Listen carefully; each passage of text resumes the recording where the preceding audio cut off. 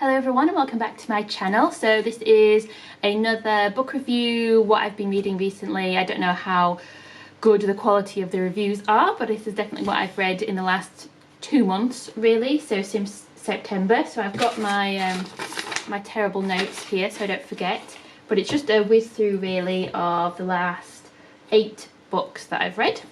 So this is The Jungle Book, or The Jungle Books I've seen it written as, by Rudyard Kipling, originally published in 1894. So I just thought The Jungle Book was like the same as the animated film, all about Mowgli, the boy who ends up living in the jungle. And the first 2 chapters are about him, and then it moves on to other stories. So I guess that's why it's The Jungle Books, plural.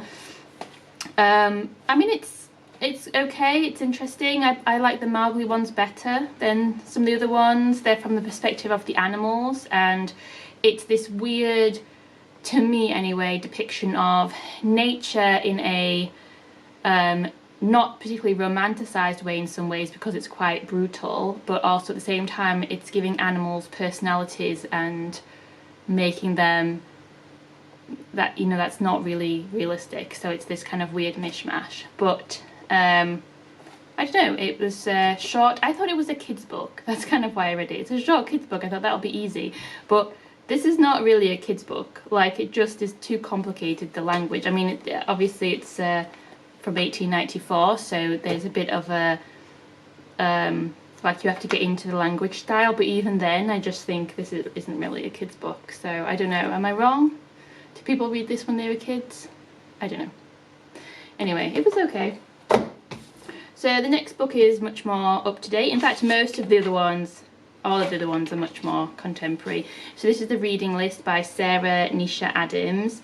So it's an interesting idea about people who are brought together. They're needing connection and an escape from their lives. And they're brought together by a reading list of a bunch of like amazing books. So there is a widower who is grieving for the loss of his wife and feeling alone and disconnected, and there's a teenager who has a depressed mother and you know, is not able to do the normal things that a teenager would do, and has also seen her brother kind of make sacrifices in his life and his career to look after their mother as well. So she also is needing an escape, and they're kind of brought together and develop this relationship based around reading. And it's a nice idea, but it just doesn't really work for me. I didn't think the characters really rang true, or that they would have made that connection so quickly and easily. There was lots of new characters being introduced quite regularly, because there were other people that had also been touched by this reading list, which also seemed a little bit forced, but mostly it just made it really confusing because there were just new people being introduced constantly. And there was just too much telling and not enough showing, and that's like a consistent theme, I think. The more I realise which books I like and which authors I like, the more I realise that this is what the difference is, I suppose. There's other things as well, but just too much obvious description of things that you're trying to really shove in people's faces, and not really relying on the fact that your audience will get it themselves, I guess. I'm saying this like I could write better. I can't, no. Or maybe I could. But yeah, it didn't really work for me. So the next book is another parenting book that I always seem to have one. Because I Said So, by Sara, Ockwell Smith. This was published in September 2023, so I actually pre-ordered it, so I read it pretty much as soon as it came out.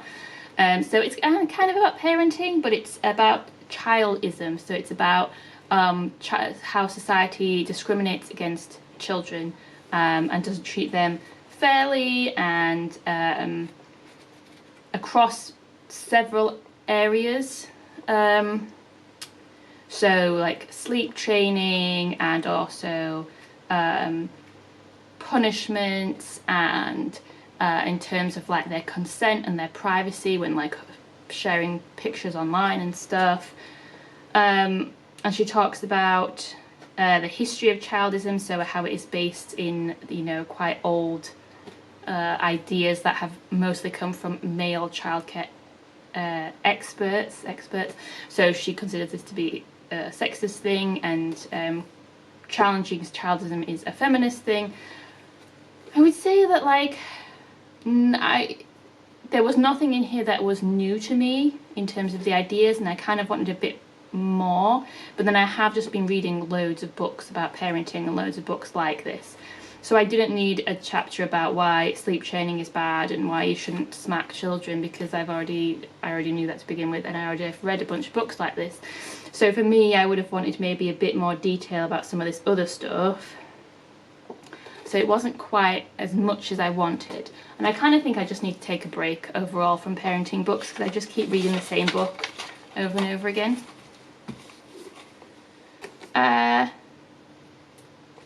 So then you've got The Adventures of Huckleberry Finn. I was going to say Huckleberry Finn. Huckleberry Finn from 1884. So this is another old one by Mark Twain.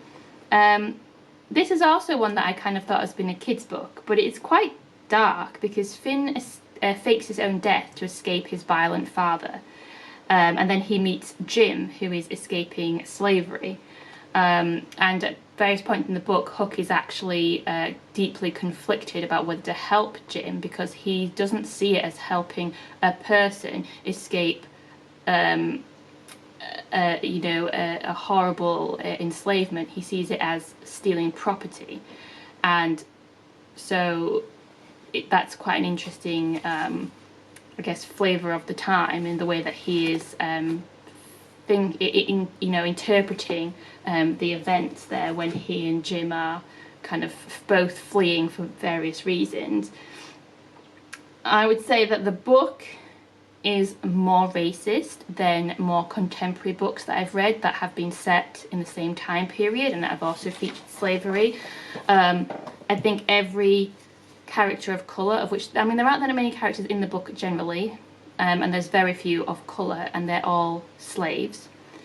Whereas in more contemporary books, it tends to be like what that I've read recently, more of a mixture of free people and enslaved people, and you get it more, the book's more from the perspective of some of the characters of colour, which this book just isn't.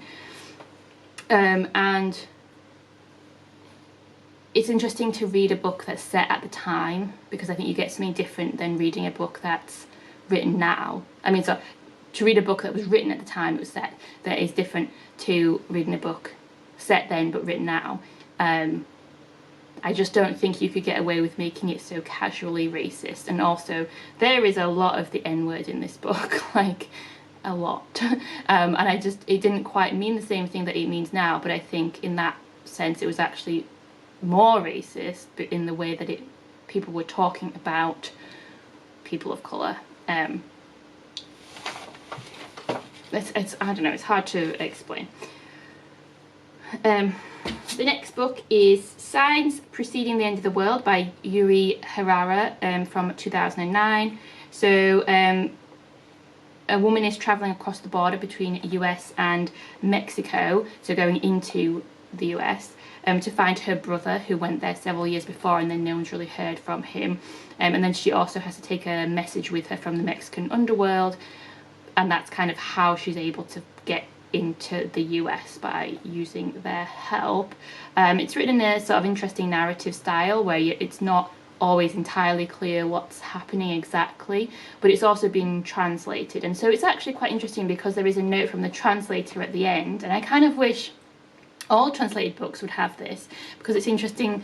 I think the act of translating itself must be quite interesting, but also quite difficult to translate in a way that your audience is going to understand, but also that you don't lose what the author was trying to convey.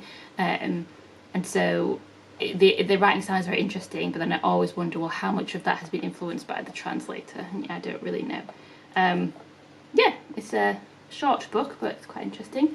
I don't really know where the title comes from.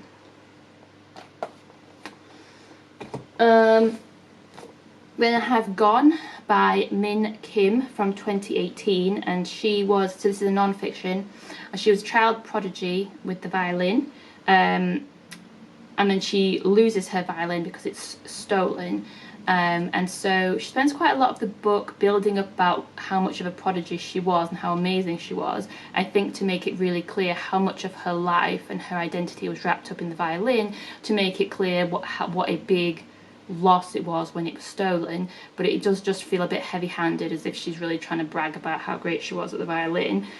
It's also quite interesting because she's Korean, born in Korea, but then they moved to England when she was quite young, and so they were a Korean family living in England. And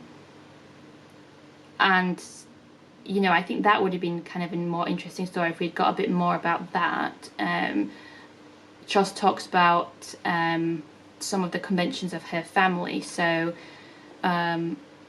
the children didn't eat until their father had finished eating, and then once the children had finished, that's when her mother was allowed to eat, or that's what you know, how they did it, which is just kind of shocking. But you know, she seemed to be suggesting that this was just quite normal for a Korean family of the time.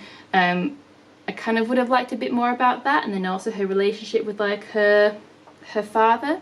And then the second part of the book, when it's, well, the middle of the book where her violin gets stolen, she's in a relationship with a man who's quite controlling and possessive and just a bit of a dick. And that's also more interesting than the violin stuff. So I would have liked a bit more of that. I think her family come back into it later on in the book, and it's interesting that she mentions there's actually a picture of her parents on their wedding day, and they look super beautiful, but apparently her mother didn't know her father's name when they got married because it was an arranged marriage, and she didn't know his name for quite a while. That's just so much more, to me, that's a much more interesting story than her violin. Sorry. So the next book I don't have with me because I took it on holiday and then our bags got left behind. We got on the plane and they didn't. So it's The Three Dahlias by Kay Watson from 2023 to this year. So it's a murder mystery, which I thought would just be a good one for holiday read. So there's a I've just forgotten how to speak English. There was a murder mystery author, a fictional one in the book, but very similar to Agatha Christie, so there's a lot of parallels, called Lettice someone or other, who's now died, but her creation, Dahlia Lively, the lady detective, is still extremely popular and has featured in books and films and TV adaptations. So the three actresses that have played her are gathered together for a fan convention weekend at the house where she wrote the books, only to find that there's blackmail and theft and murder. It's an interesting idea, and I kind of liked that we got